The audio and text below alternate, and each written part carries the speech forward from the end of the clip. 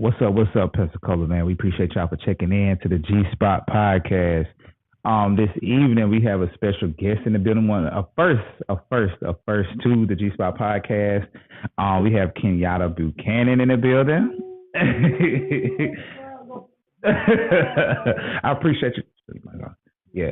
Yeah, you got it. I appreciate you for checking in with me. It's been a minute since we've seen each other. We actually grew up in church together. Yeah, for sure, man. That's crazy. Yeah, it is crazy. That's crazy. To see us grown each day, that's mind blowing. Yeah.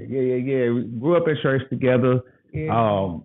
It's crazy how fast life has transpired and how quickly. Because I know you're a mother now. Yeah. As well. Yeah. And you have just one. Just one. Okay, that's it. Oh, that sounds like that's it. That's it. Oh, hey, just one now. Just one. I appreciate you. So I like to always can't nobody tell me like you tell your story like you can. So I want you to just tell us a little bit about yourself. So a lot of people may know me from singing and playing the acoustic. My name is Kenyatta Buchanan. I grew up in the church, man. Been in church my entire life. Became a parent around 22-ish, 21, 22. Singing my whole life. Playing since I was probably about 13 or 14, on and off up until now. The acoustic to be particular. I also went to school in the medical field, graduated, did a lot of caregiving, take care of a lot of people, took care of a lot of people throughout the years. And that's my life. Yeah, I appreciate you again for coming on. I always love, like I always tell people all the time, I love to have the church people on. I love to see y'all. I love to see it because to see the growth and to hear the mindsets of people and to realize, in the conversation that a lot of us were so much alike with trying to wrap our head around of what was growing up, but we were still our own individuals. Absolutely. And now we older, we got the voice to kind of say how we feel about a lot of things. I know music, you have always been a singer as long as I've known you. You've always been singing in the church. Yeah. And I know for you, I'm pretty sure, as most artists, that was probably a big influence for you with music. Yeah. I know, like you said before, that's about 15. I know with your family too. I like how when it comes to the family support, how does that go? Oh man, mom is like my number one supporter. My aunt is my number one supporter. They twins. Right. So like y'all got two mamas in one. Right. It's always cool. I got a couple of friends who are very supportive and push me as far as they can when it comes down to the music, when it comes down to the art. So mom and aunt in particular are very, very involved when it comes down to the music. I'm the closest to them, so I can only speak on their behalf. But yeah, man, my son, he be rocking with me too. Yeah. Yeah, he be rocking with me too. So I'm appreciative of that. Yeah. I really am. Yeah. Yeah. So how, for you being the artist that you are, what most people would call it, secular music. But secular. Yeah, right. So for you growing up in the church, starting out singing gospel music, how was that transition for you?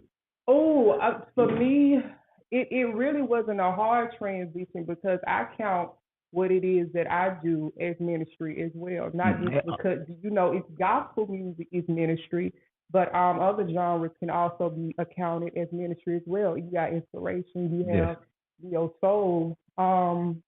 With the whole, if I'm singing about love, you know what I'm saying? I can be encouraging somebody to believe in love again. That's ministry to me.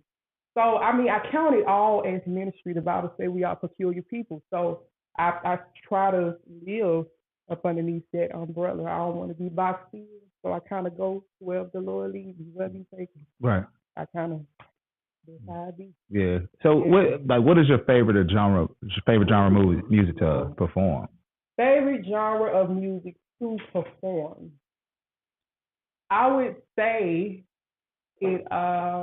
inspiration, because that's what everybody can relate to.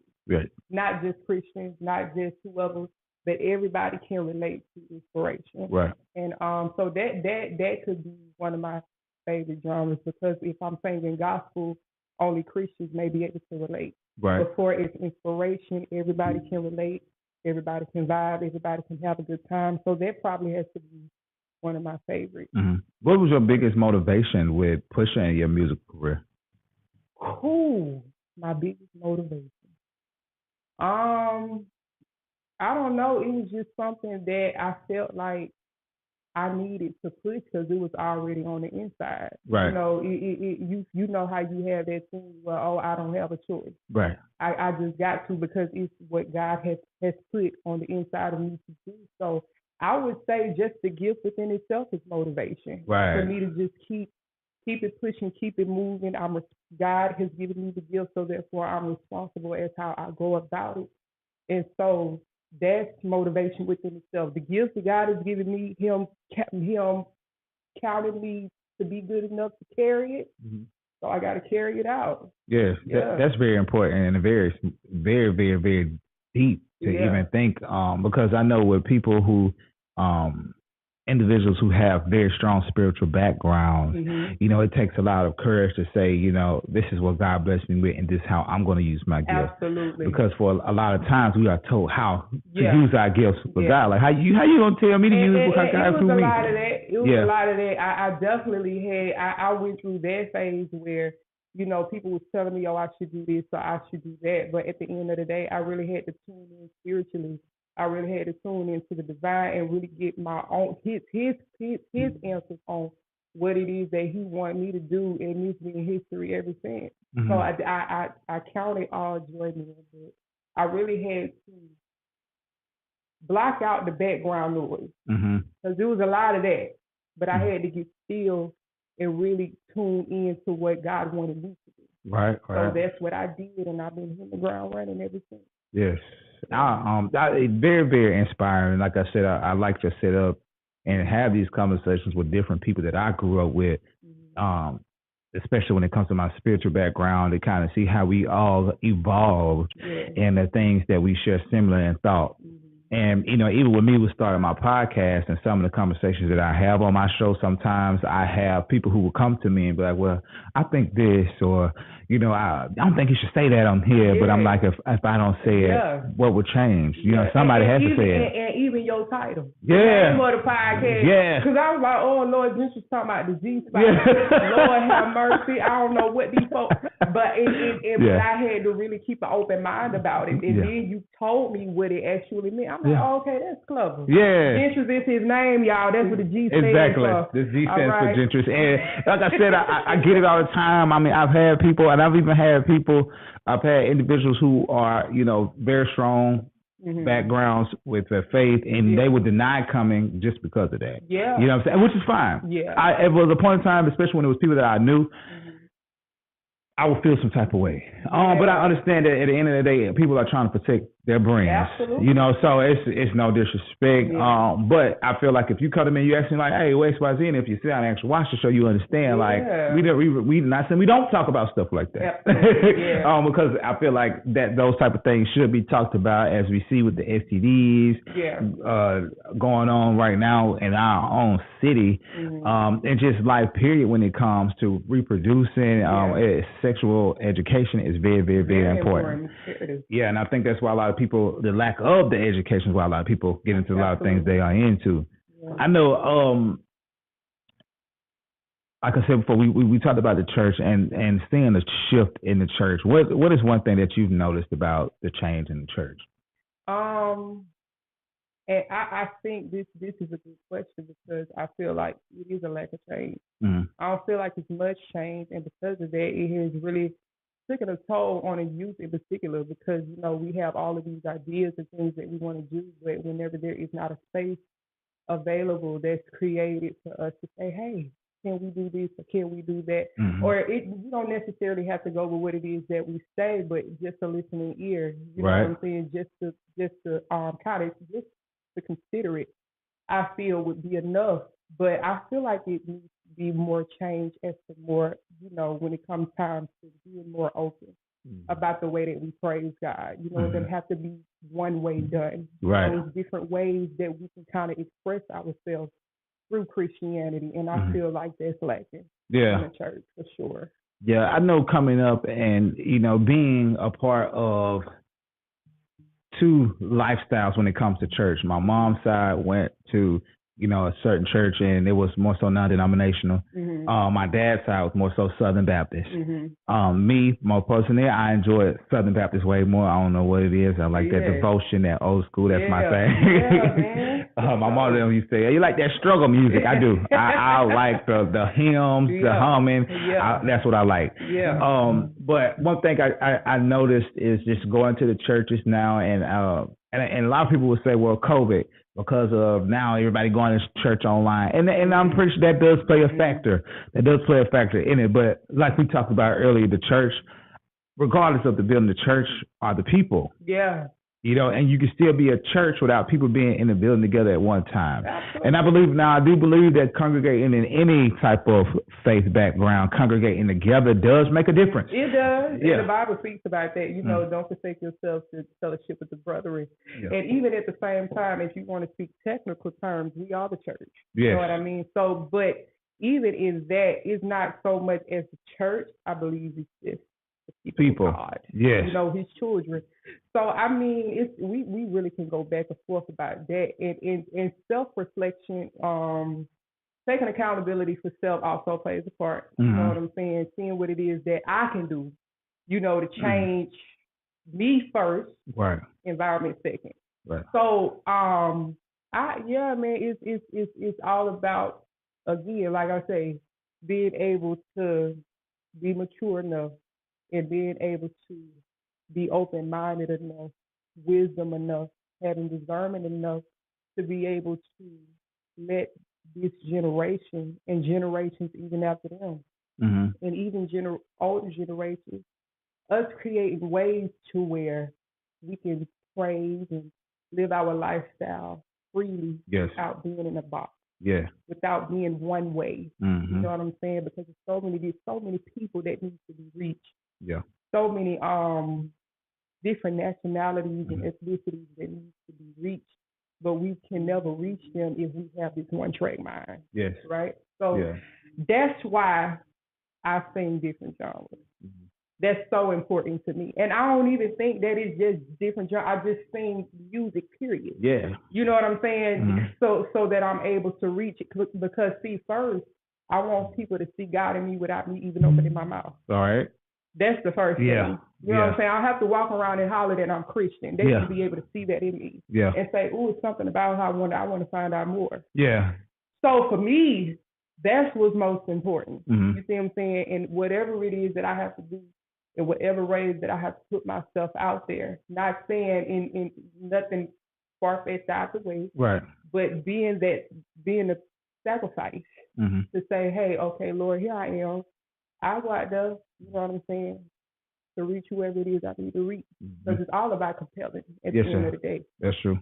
So, yeah. Yeah, accountability is a big thing that sometimes that when you have these type of conversations with people, and people, period, when they talk about accountability, they get offended by it. Oh, yeah. They think that, you're trying to chastise me or talk to me like I'm a child. And it's like, no, sometimes we have to, first of all, address and acknowledge the fact that there's a problem. Oh, yeah, right. And how could I fix X, Y, Z? Absolutely. Without being offended and just realizing, focus on the problem. You focus on me saying it, and well, you probably had an inkling that this is a problem as well. Yeah. Let's just get to the problem. I'm noticing it's a problem too. Let's get to it. And and like you said before, I feel like that's something that is very, very detrimental to the church, and it's something that we need in the church right now. Is we need those, those. What you going to call it, committees of individuals when stuff going wrong in the church, as a collective group, we tackle what is going on to make this better, because a lot of people are what they now calling their church hurt, and the thing is, it doesn't have to be that. If we just create, all it takes is to make folks feel comfortable enough. Yes. To be able to say, "Hey, this is how I feel." Yeah. That's an easy. That's it. Yeah. You see what I'm saying? But it's just so much, you don't say that, don't say this, but because of the environment, because the space has been created. So much of a fear to open up or to be able to say something or whatever, and I don't understand that. Yeah. But we ought to be able as Christians, and I keep using Christians, Mm-hmm. we ought to be able as Christians to be able to, because the Bible say if you have an ought with your brother or your sister, go to them. That's Right, what the Bible right. You see what I'm saying? So for folk to be scared not to be able to go to each other, that's a problem. That's a problem. You see what I'm saying? Because of the space that's been created. Mm-hmm. So it's imperative, man, that we just really love on folk for real. Yeah. For real. Yeah. You see what I'm saying? And create these spaces to where they're able to open up and we can fix the problem. Like you said, focus on the problem. Yeah, focus on the problem. And a lot of times, I just was recently having this conversation about the civil rights movement. I'm pretty sure everybody that was a part of the civil rights movement did not like each other. Yeah. But they understood the objective. Yeah. We all in this fight together. I don't have to like you. That's right. But I'm going to love you enough to understand that we on an assignment right now and we're going to get to XYZ. Yeah. And we have to get through that not just as spiritual people, but just as a community of Black people, African, indigenous people as a whole, like just getting back to community. Yeah. And one thing about the church was the headquarters for the community. Oh, yeah. Everything went through the church. All the meetings happened at the church. You know what I'm saying? All the clubs, they had meetings at the church. And now we have this trust with the church because now there has been a big ball of like fear wrapped around faith now. Yeah. And people now, when they get hurt in the church, they sometimes turn their whole back on God because of the church. Yeah. And like you said, it's just the individuals. And it's not all. Like I said, I met some phenomenal people. Oh, yeah. You know what I'm saying? I met some bomb people in it. And that's any faith. I feel like any faith system has its pros and its cons. You know what I'm saying? But as a collective of people, when it comes to spiritual people, especially in the African American community, majority of us do identify as Christian background. And like I said, it's not just Christianity; it's everybody. You have to say something. When you see something wrong, you have to say something because now it's not just you. When the people on the outside are looking in, sometimes they can't even see who you are as an individual. They just see what's going on around you and don't want to be a part. Because see, like I don't even know if I said this, but I'm gonna say it again. The main goal is for us to compel. Yeah. We can't compel if folks scared to come. Right. We can't compel if, like you said, if people have this fear and anxiety about coming to church. That is a problem. You know what I'm saying? We have to really sit down and evaluate what is going on. Why is it so much fear? Why does fear is attached to church? That should be. Church is where you should be the most free. Yeah, it's supposed to be. Yeah, where you should be the most free. So it's just this narrative and this connotation that's attached to church that is very unsettling. Yeah, I went to church I went to an actual church service for the first time in a minute a couple of Sundays ago. Went to a friend of mine invited me to her church's anniversary. And I got in there, man, and I was like, I grew up in church, so it's really nothing, but I had not been in a setting as powerful. The energy was so powerful in the setting. I haven't been in a part of that in a long time. And I remember the woman, the pastor, she was on stage, on the pulpit, and she was going down, she was laying hands on people. In my mind, I'm like, please don't come over here. Please don't come over here. Please don't. I was saying it, I'm in the back.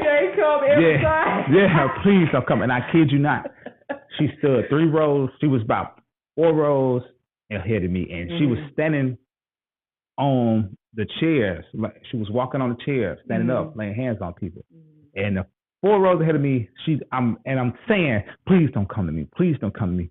And she looked right at me with her hands and started smiling. And then she looked away. I said, oh, Lord, she's coming. Yeah. A couple minutes later, she walked past me, and I'm thinking, oh, I'm good. I'm in the clear. Oh, no. She was putting her microphone down. Came right back up to me. She's like, I don't know who you are. Yeah. And she delivered a message to me that was so powerful, but I needed it. Yeah. I needed it at the time. Yeah. And I had to sit back and I had to think about that, even talking to you now. Why was I scared?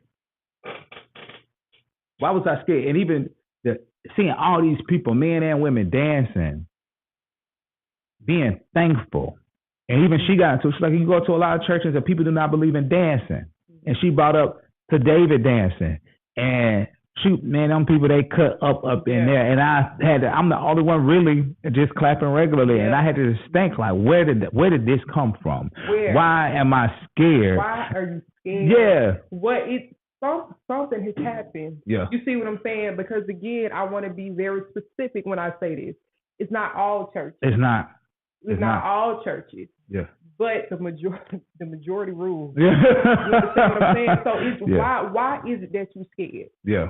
What has happened that has put fear in your heart where you're supposed to be the most free? Yeah. What has happened that put something on the inside of you that causes almost an anxiety? Yeah. You see what I'm saying? To even walk in the doors of the church, something has happened from childhood. And I know it's something that you and I had discussed for is grown folks doing this all the time. So I don't know, but something stems from that. Yeah. You see what I'm saying? Because you ain't the only one. Even now, you see what I'm saying? I'm 28 years old. I've been in church all my life. Right. It's still certain places that I go where I clench up. It's crazy because of certain experiences that I've had. It ain't them. It's certain experiences that I've had with other people that's caused me to just shut down. Yeah. You see what I'm saying? And that is what I know that I do. So what do I need to do to fix that? Yeah. You see what I'm saying? Because I can't keep doing this. Point the finger. Doing the blame game. Yeah. It's something that I got to fix. It's something I got to get over. Yeah. You know what I'm saying? If I want to move forward and move in the fullness, it's something that I have to get over. I have to come to grips with and keep it pushing. But something has happened and is happening in the church that causes people to just shut down. Yeah, spiritual trauma is a real thing. It's real. And I had a conversation with a good friend of mine, and she was like, she's like, Jen, I had to sit back one day, and I had to be real with God, let him know, like, I am mad at you. I feel some type of way about X, Y, Z. And she said, at first I felt so bad until I just broke down crying. But she said, I heard God tell me, I'm glad you told me that. Now what we going to do about it? Yeah. And she said, Jen, sometimes you have to, a lot of things that we do, a lot of things that we think is, well, I'm like this. That's just who I am. But we have to question, why are we like this? What has happened to me to make me react like this? Nobody. No matter how. I used to use that lame excuse as well as I'm just like this. Yeah. I'm just blunt. Yeah. I'm just this. No, something happened. It's a root to that. And we got to figure it out. We got to figure it out. I'm saying? If we're going to move forward, because you cannot move into full fulfillment. You cannot move into full purpose if you're carrying all this stuff. You got to get to the root first. You can't fix nothing until you find out why. Yeah. So we need to find out the why so that we can move into purpose, not halfway, but full force, hitting the ground running. Because I feel like some of us have scratched the surface. And scratch the surface of fulfillment, but not in its entirety. And we never will until we get some stuff fixed. Yes. We have to, and that's one thing she pointed out to me is like, Jen, you just have to sit down and you have to be real with God about how you feel. Yeah. Regardless of how you feel, it's gonna make him feel. And that's what he wants. And but you know what though? Like I said, it's just that fear. Because I had a conversation with my dad, and he said, I remember being a kid, my great grandma, me and her were like this. He said my grandma had like a lot of women back there had the Last Supper painting. And he said, one day I asked Grandma, why ain't no black people on that picture? And said, my grandma didn't say nothing. She waited a couple minutes, she walked in the room. He didn't think nothing. My grandma came out of the room with her shoe and started hitting him. Don't you ever question God? So he was looking like, and now we both said, but in the same light it wasn't the fact that she was necessarily mad at you, is the fact that you made her question herself. Oh, yeah. And sometimes that generates fear because we have been taught to fear God. Like and I say this to somebody recently, how do you expect for me to really develop a legit relationship with somebody who you have always told me to be fearful of? And a lot of us, and especially for a lot of people who have experienced trauma in the church, and sometimes the trauma don't necessarily have to be deemed towards you. Sometimes it's just from watching stuff that your family went through, and you be like, "Oh no, I'm good." I got a friend now. Her daughter because when they were younger, they were kicked out of the church. Yeah. Oh. And to this day, she's an adult now. To this day, she's like, I'm not going back. I don't care what y'all say. Her mom, she's heavy in the church. She's like, I'm not going back. And she was a child, and there was that. And I think due to the fact that when the pastor did it, her parents weren't even present. They were just with somebody. They got a ride to church, and the pastor gave them the letter. Give them to your mom. And they were reading the letter as children. Like, y'all can't come back here no more. My Lord. Yeah. Because this ain't no daycare. That's what they said. It's not a daycare. Because the mom, she worked offshore. My goodness. Yeah. So ever since then, that was 10 years ago. Her daughter's now adult. Just graduated from FAMU. And she just, to this day, she's like, I'm not going back. And I just, me and her mom, we had a conversation that one day she'll get it. One day she's going to encounter somebody. See, sometimes you could say what you want to people, but you have to let people experience things for themselves. Yeah. Because we all had to do it ourselves. Yeah, Somebody's going to run into us. And your mama can tell you X, Y, Z, you ain't going to listen. Your daddy tell you something, you ain't going to listen. You're going to run to that right person and you're going to start seeing it for yourself. Okay, this is why I need to listen. Yeah.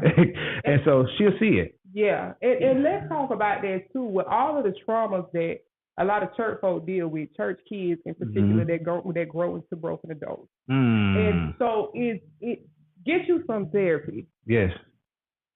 Black folk don't want to hear that. Oh, no. We don't do therapy. Just pray. Pray about it. But let me tell you something. What therapy does. Yeah, you're supposed to pray about it, but how you gonna pray about something you don't even know that you're dealing with? Come on now.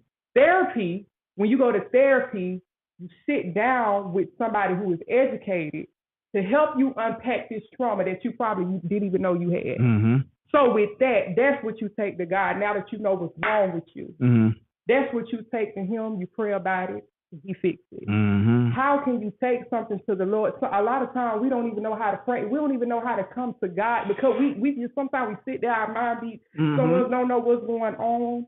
That's why therapy is so important, because it helps you unpack those things that you never knew existed. That's true.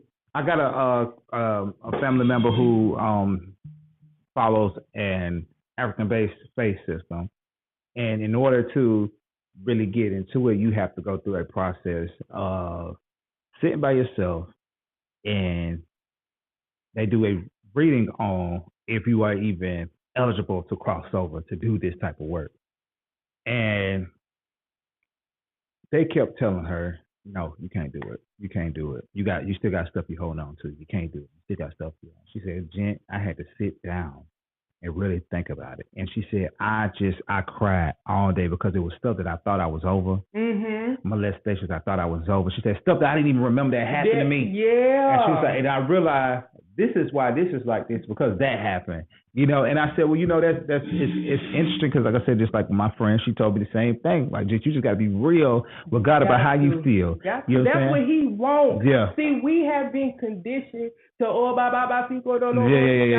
which is all good and fine. That's the spirit, because all that is, tongues is just whenever you don't know what to pray. But what if you don't have it, right? So God wants to know how you feel. He know how you feel, but He wants you to express how you feel. Yes. You see what He your daddy. Yeah. You see what I'm saying? You His child. Why wouldn't He want you to sit in prayer and say, Lord, what is going on? Yeah. Like what is going, and to go back to what you were saying about the questioning. Jesus was on the cross and asked God, Lord, why you forsake me? Come on now. You see what I'm saying? He asked his daddy. He said, Lord, why hast thou forsaken me? Even though he didn't forsake him, but he still asked. Yeah. You see what I'm saying? So it all we got to do, Gentry, is really tap into God for our. That's what it all comes down to. Yeah. It's doing the work, tapping into God for thine own self. Yeah. Because people will condition you and say all of these cliches that ain't even in the Bible. Yeah. You see what I'm saying? Yeah. It's all about relationship. It's all about getting to know the Father for yourself. And then there He will minister to you. The Spirit will minister to you. So it's all about relationship, man. Yeah. We can listen to what folks say and all this other kind of stuff, but it's all about relationship. Yeah. It's all about relationship. So yeah. Man. That's very, very like I said, I love having these type of conversations, Yeah. man. We always have them on the G Spot podcast, and we've Yeah. we've had some productive ones, and we've had some that weren't so productive. For real, for real. Yeah. But I definitely do. But y'all, we're gonna take a quick little 2 minute break, real quick, man. Make sure y'all stay tuned with the G Spot podcast. If you haven't already, make sure you download the RWR Live 365 app, where you listen to all of your favorite R&B, hip hop, gospel, jazz, and more 24/7. And we have a lot of good, decent amount of good shows up on the RWR Live app where you can listen to my show, Jam in the Corner. We got Gail, J Sapp, and a couple other people, Gay Neal in the building too, Q Live. We got some good people up on there, man. So make sure y'all check that out as well if y'all haven't already. And yeah, we'll be right back. So how long y'all usually do this?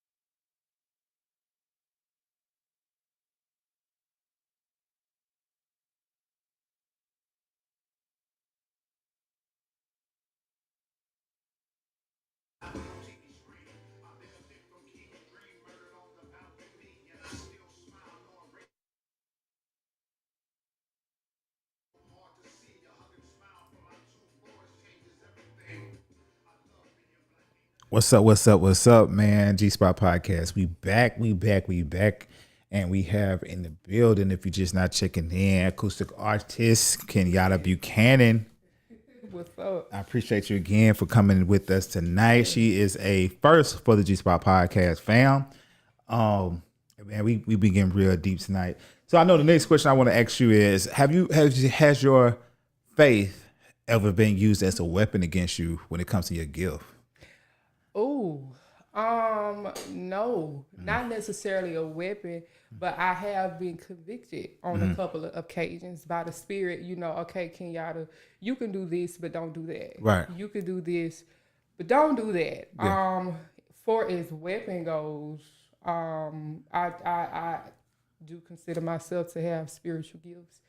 And, you know, if I need to go into warfare at any time or place, I mean, I will.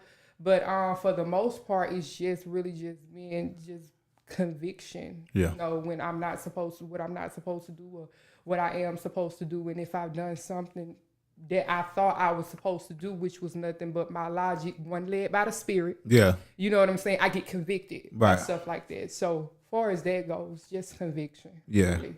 Yeah. Yeah. I know, like I said, for me, when I got into it, especially when my grandmother, my dad's mom, found out that I was doing a podcast. She's like, "What you on here talking about? People are saying you talk about this, you talk about that." Well, we might, you know, if it's going to help the community, we might, you know, for a lot of conversations when it comes to the Black community are taboo. There's certain things that people feel like you don't talk about openly, but we have to talk. Look at, like, if we don't talk about it, how do we expect for things to improve around us? Because people be going through stuff, and people be needing the spaces to talk about certain things, and they can't. Absolutely. Because somebody didn't told them, you're gonna look like this if you talk about this. Yeah. You know, because I have shows all the time. We talk about the men. We had a like I said, this last Thursday, I had the men's mental health check in, but I also want to have a woman. And I want to have a woman come host my show. I ain't even gonna be in the building, and we have women come and have a women's, mental health check in. Yeah. I feel like it's necessary. It's necessary to just give people the platforms to have raw conversations. Yeah. And but I have to understand too, and it's for all of us. I mean, you seen it as being who you are. You know, to be a leader or to have your own ministry, like you said, because it's funny you said it, because you're the second person to say it to me like that. When you have your own ministry, you have to have tough skin. Oh, yeah. Yeah, people gonna make up, people gonna bring up stuff. Because one thing I do understand about Negroes, you could do a million things right, but they gonna always remember that one thing wrong. Always. And they'll take it with you for the rest of your life. Always. You know, but you have to really build yourself up, not just spiritually. Spiritually is the most important thing, though, because spiritually, if you got yourself aligned spiritually, it's gonna help you mentally. Yeah. And we know, as the Black community, our spiritual structure is our foundation. Absolutely. You know, because at the end of the day, we wrestle not against flesh and blood. Yes. So our spirit has to be in a certain space to be able to obtain these worldly things. Right. Folk got to say, what people got to do, because folk gonna talk about you to the end of the earth. And when you dead, after you dead, all that.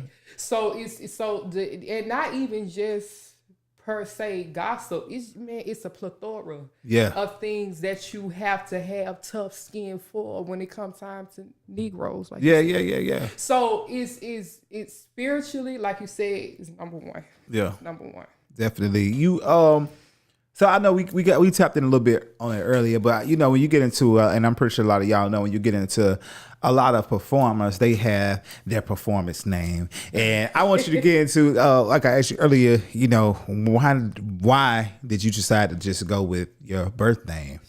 Again, we talked about conviction a couple of minutes ago. I got convicted because, see, I had wanted my name to be Yada B, and I had used it on a couple occasions, and I was convicted. A lot of people say, "Why you was convicted? It's just you. It's just a stage name." No, ma'am, no, sir. God said, "You enough. Your name is enough. You don't need," because see, what happens is when you start using other names and all these nicknames and other kind of stuff, it leaves a door open for you to be something that you're not. That is true. Yeah. So I have to stay me. So that's one of the biggest things in staying who I am, is using my birth name. So I've used it ever since. God said no. Yeah. Use your birth name. Yeah. You enough. You enough all by yourself. You don't need all that. Yeah. So I've been using it ever since then. Yeah. Kenyatta, y'all. Yeah. and that's important. I mean, that's really neat. Like what I said when we were talking about it earlier, you know, that's one point that really stood out to me that you said it, because a lot of people don't realize that our names hold vibration. Man, what? And we get into, a lot of people will change their names. A lot of people will, you know, just want to. You have some people who would rather you just call them by a nickname. Yeah. Like, I don't even want you to call me that name. And why is that? Yeah, why is that? What's wrong with your birth name? Yeah. What's really the problem as to why you want to use a different? Now, everybody may not see it as in their perspective, which is cool. Which is cool. But hey, I'm a Christian at heart. Yeah. You see what I'm saying? Like I my spiritual be kicking in, and I get convicted. I move by the Spirit. I get convicted by the Spirit. So that's why I really had to come to grips with that. You see what I'm saying? Like I said, everybody different. You can use whatever you want to use, but for me, it was imperative that I listen to the Spirit, because it's a reason. Yeah. You know what I mean? Yeah, that's important. That's very important, because even with me, my if you know, Gentris is my name for a while, especially my middle name, Lamont. It took me a while to get used to that. Yeah. And I was like, man, what? And I was named after my dad, and I was like, where did you find this name at? And then I had to realize, you know, when God,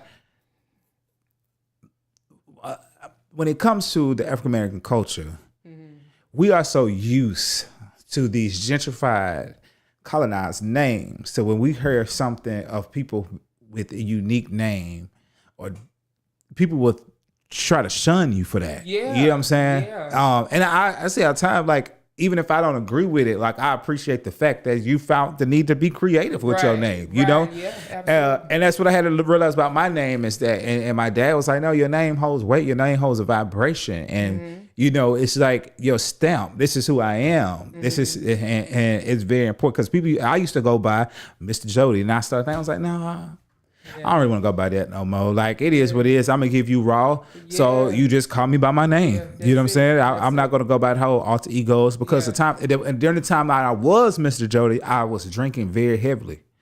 And so when I would host events, I would host events, and people would just love that about me. Oh, he turned up, he this, that. Then I started going through my whole spiritual shift, and a lot of things that I just didn't like doing no more. And I felt like, why would I'm not about to put myself in a situation or in spaces where I feel like I have to even be drunk to be comfortable. So now I'm just like, okay, I ain't hosting no party, but if you want to talk about a panel, if you want to do something with an event that's going to empower. If you do want me to host a party, you got to be okay with Gentry. Yes, you got to be okay with Gentry. You have to be okay with Gentry. You got to be okay with the sober Gentry. Yes. You got to be okay with me being in my right mind. We still can have a good time. I don't have to be drunk in order to have a good time. You have to be okay with who I am, and that's what I take. You want me to perform here? You gotta be okay with me. Yeah. Like, you gotta respect who I am. I can't be all out there like that. Yeah. You see what I'm saying? Yeah. It's important that we know who we are. Yeah. You know what I mean? And my name is connected to me knowing who I am. Yeah. You know what I'm saying? So yeah. That's important. You know, we find those spaces of, and like you were pointing out earlier, just people developing spaces that people just don't feel comfortable in. Yeah. And I had realized that I was forcing myself in a lot of spaces that I just wasn't comfortable. And I knew, and I'll never forget one night, like I've said this on my show before, man, I wasn't sleeping, and I had started smoking weed. And I was like, okay, this ain't even ain't even how I get down. And I had called my dad, who's a very, very spiritual individual. I remember growing up, my mom used to be like, yo, your daddy a Muslim, or your daddy this. And he was like, no, like, I read, I do X, Y, Z. And I called my dad, and I was telling him, my dad told me, he said, until you do what the F God wants you to do, you ain't gonna never get no sleep. And that was the motivation for me to start this podcast. I started it the same month. I was like, you know what?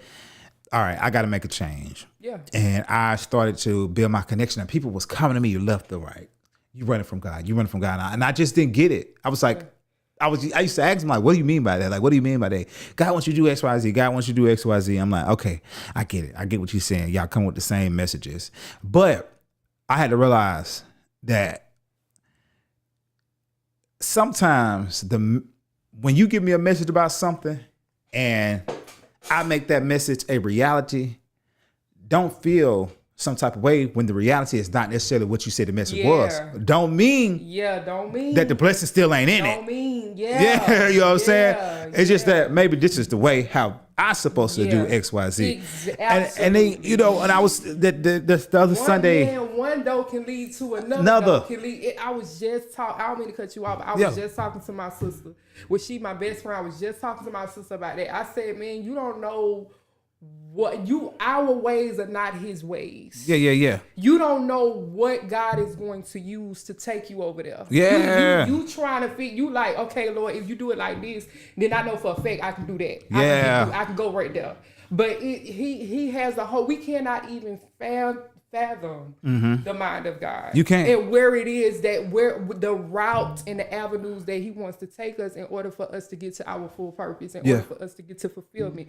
So we just gotta move when he moves, just like that. Yeah. You know That's true. That's true. And I was having a conversation with a friend of mine based around that circle, and I told him, I said, I was saying something. I said, well, I'm trying to learn how to do these TikToks. I can't do it. But it was crazy because before then, I was having a conversation with him, and I was like, you got to stop downing yourself. Stop downing yourself. So when I said, I can't do this, he said, then you just tell me to stop saying what you can't do? And I said, you know what? You right. And I had to sit back and really think about that when he said it. He was like, man, you was saying some stuff to me the other day that was really, and I didn't even know that when I was saying it to him, at the time, the message was for me as well. And I'm preaching to you about something, and I realized that, boy, that's for you too. I had to understand that sometimes when we pray about certain things and certain things get to shifting around us, and we be like, God, why this? But why not? Why not?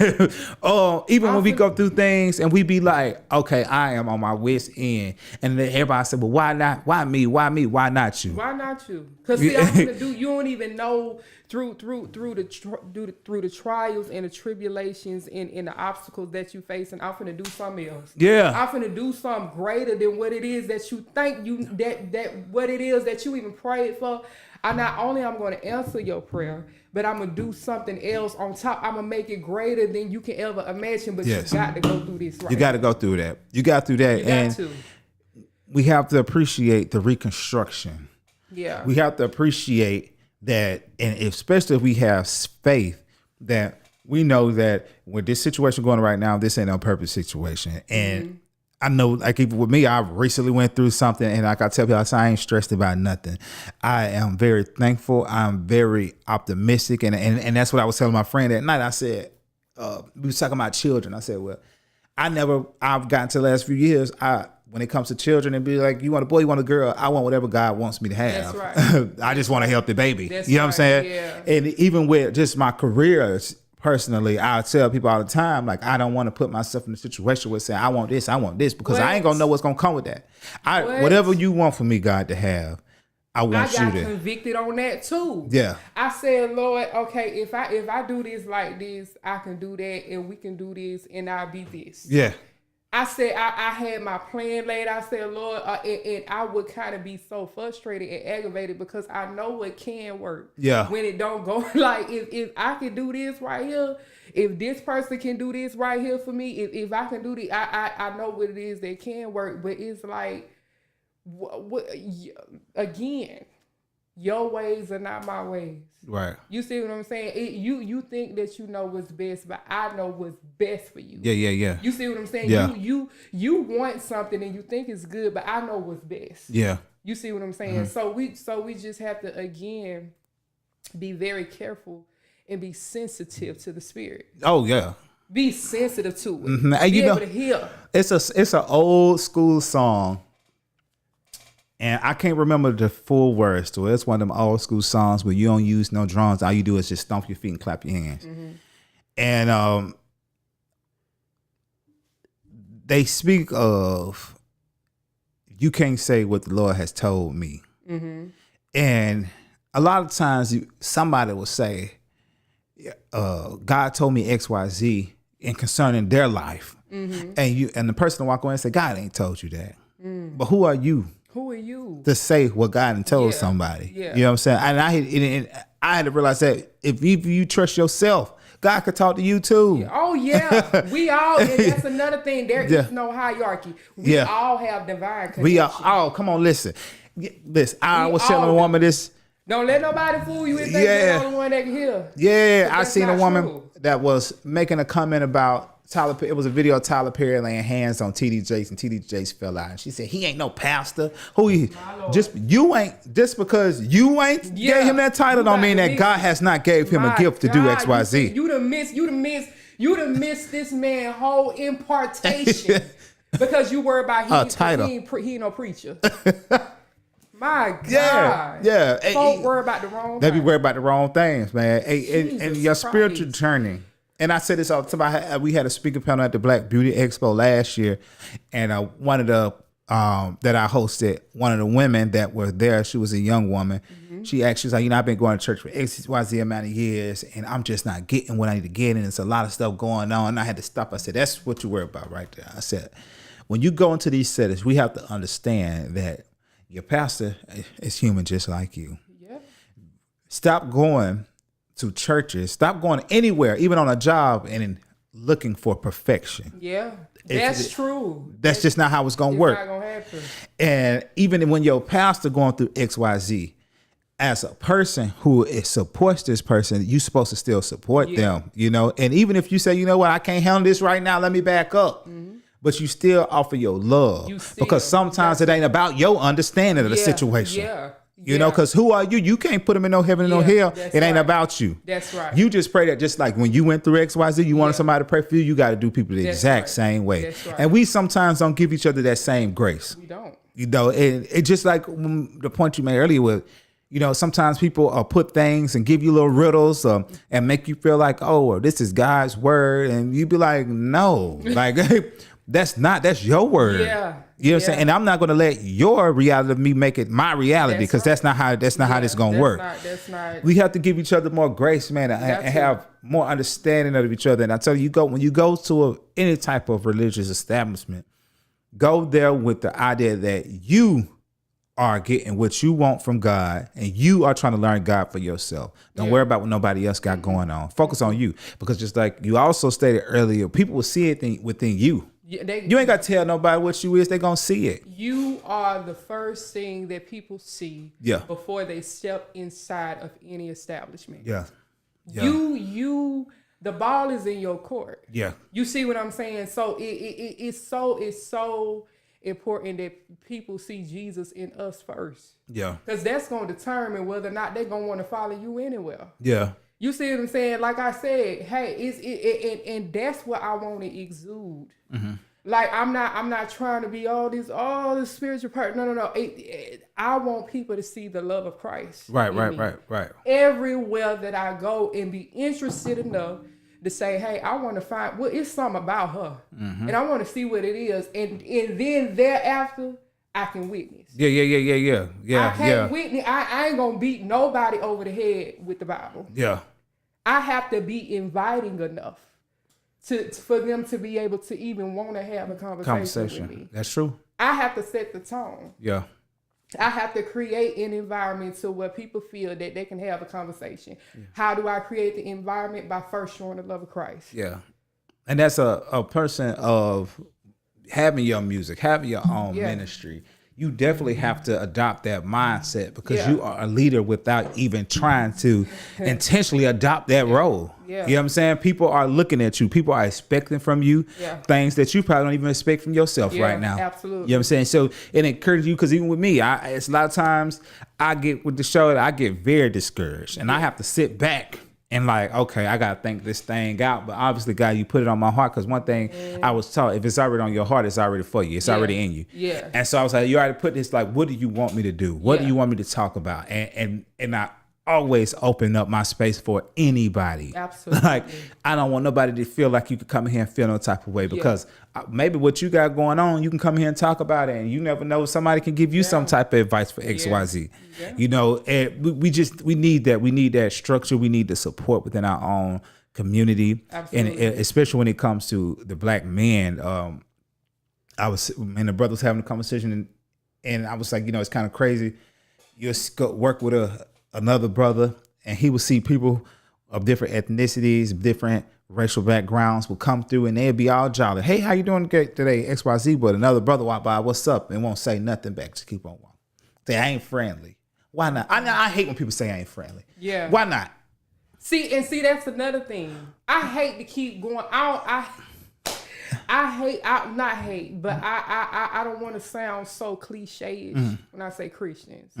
But it starts with us. We are the salt. So with that being said, why if you say you love the Lord, why if you say you are Christ-like and you can't speak to nobody? Who do that? Yeah. You can't say nothing to nobody. You can't embrace nobody. You can't greet nobody. You just self-righteous. Oh yeah. And so, what is that? Yeah, I got aunts like that. What is that though? I got an aunt like that. She can't. She don't want to have nothing with no box. If it sound anything close to rap music, secular music, anything, she turn it off. She don't want to hear it. She can't go certain places because I can't be here because the God in me. Listen, you can't read stories and you can tell stories about Jesus and how Jesus would go certain places, going out to get the people and act like you too good to go out and get the people. Because sometimes you ain't even got to say something. Just your presence. When you walk into a room, people gonna understand. I want some of what she got. That's it. Yeah. Sometimes you just never know when you go into this space that you don't want to go into. Somebody just might need to say something to you, and that's your opportunity for God to use you, because you might have a message to say, hey, brother. I ain't lying to you. A lot of places that I go, I be trying my best not to be seen. Yeah. Because I'm not an ego type. I'm not ego driven like that. Yeah. You see what I'm saying? I ain't whatever places that I have to minister, whatever place that I have to go sing, I sit way in the back until it's time for me to go up there. Like, you been here? Yes, ma'am. Because see, whatever it is that I got to do to move me out the way. Yeah. That's what I do. Yeah. You see what I'm saying? I ain't telling everybody to sit in the back. But I'm saying that's what helped my ego not to get in my way. Yeah. It's for me to sit somewhere where can't nobody really see me or really just be involved until it's time for me to minister. Yeah. Yeah. You understand what I'm saying? That would keep my ego in check. Yeah. And people will see it. People will feel it.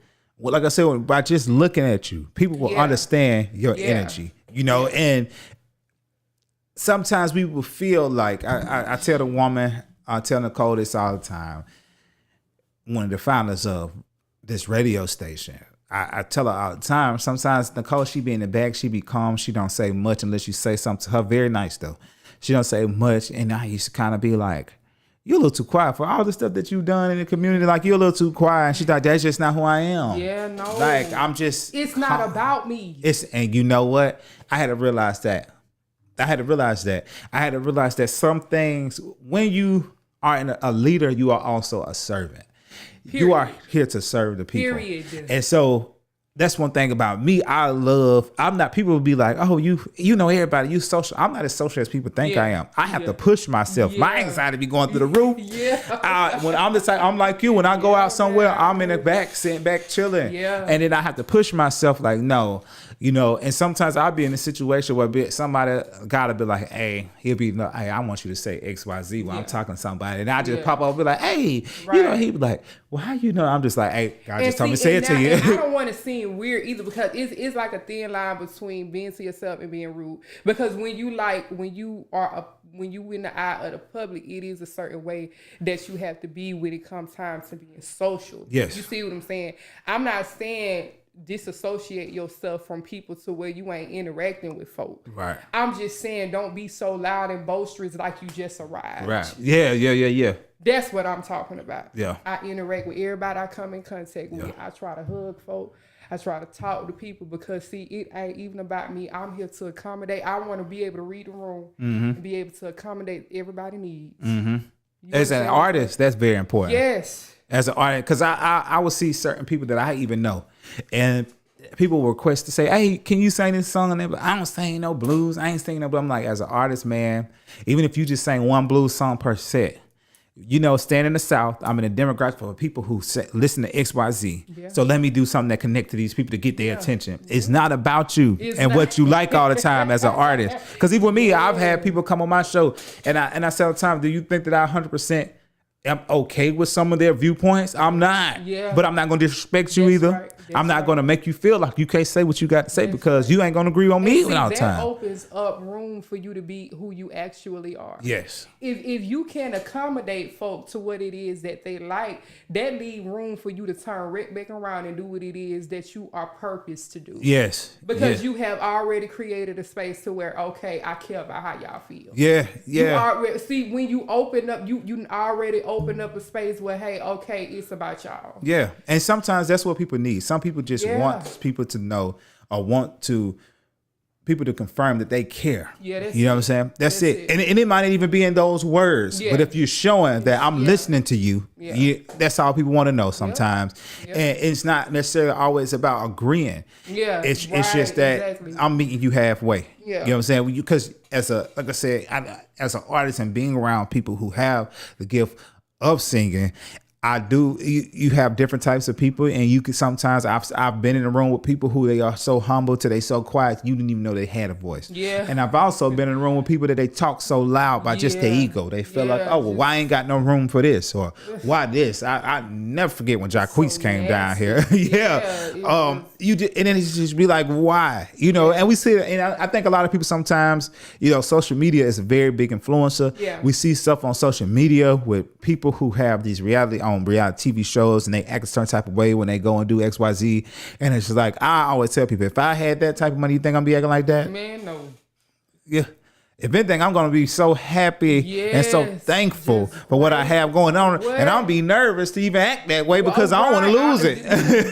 What you talking about? I just don't get it. I done been through too much HELL to just be acting crazy. When God finally answered my prayer, when manifestations start to come into place, how would I look? That's like a slap in the face. Yes, yeah. It's so disrespectful. Yeah. You see what I'm saying? It's so we got to be careful as to how we carry and how we guard the gift. Yeah. You see what I'm saying? Because it's very easy to get carried away. It's easy to do. It don't take no effort to do that. Yeah. But we have to really guard it with our life and purposefully try not to be so ego driven and full of vanity. Mm-hmm. And pride and all of it, because see, it ain't yours. Yeah, the gift ain't yours. It's like a surrogate. It's like a surrogate. Mm-hmm. God, the one gave it to me. I'm just the carrier. Yeah, and I'm giving it back to Him. Yeah. However He see fit for me to do so. Mm-hmm. So it's just we have to have a certain mindset when it comes time. It's not about us. Mm-mm. Don't be selfish. Don't be selfish. Not about us. That's very, very good. You got any events coming up? Yes, actually, I have an event coming up in December. It's like a women's conference that they're having at this particular church. Flyer coming soon with that. I have quite a few things coming up next year. I don't want to say too much about it, but just be on the lookout for that. I'm so excited for that in particular. So yeah. Look out for me. So where can the fans find you? Social media. So Facebook, Kenyatta, Kenyatta Buchanan, my last name Buchanan, and with Instagram _Kenyatta, the letter B, TikTok, the same name _Kenyatta. And those so far are my only social media platforms. And make sure you guys stay tuned. Make sure you guys engage, show love, show support, because it is not about me. It is about y'all. That's right, man. Make sure y'all definitely support. Like I said, you would not be disappointed. I promise you won't be disappointed. You heard it here on the G Spot podcast. Man, I thank you again for coming. Your first appearance, not the last. Listen, I appreciate. I was so excited to come to see you in action, and I'm super proud, man. Listen, Thank you. I'm super proud of you. This is needed in our community. It's super dope. So yeah, keep that up. Thank you. I thank you. And like I always tell y'all, man, make sure y'all continue to pray for one another. Oh yeah. Share positivity. If you're in the comments, make sure you always post positivity, man, because you never know what your brother to your left or your right is going through. Right. That's why you have to be very mindful too of the things that you say. Yeah. Because you just never know, you know, absolutely. And what you say could just push somebody off the edge. That's right. Especially with our creatives. Yeah. It's like, let's be sure, even if you ain't too fond of the work, just always uplift and encourage, because it take a lot of courage to pursue, to go after what it is that you can dream about. Oh yeah. It take a lot of courage to do that. I don't think people really understand, but just keep each other lifted in prayer. So many of us going through so many different things. Yes. And make sure you always show love. Make sure, again, you always show support. Doesn't matter who, what, just show the love of Christ at all times. Yes. Yeah. Thank you again for coming. Y'all would definitely be seeing Miss Buchanan again. Make sure y'all follow the G Spot podcast page, and make sure y'all watch us each and every Thursday night, 8 p.m. Central Time. We got some good things coming up, like I said. And man, if y'all haven't already, make sure y'all download the RWR Live 365 app, where y'all can listen to this show and listen to some really, really good music and other very, very talented hosts. Y'all have a blessed night, and we'll see y'all again next week.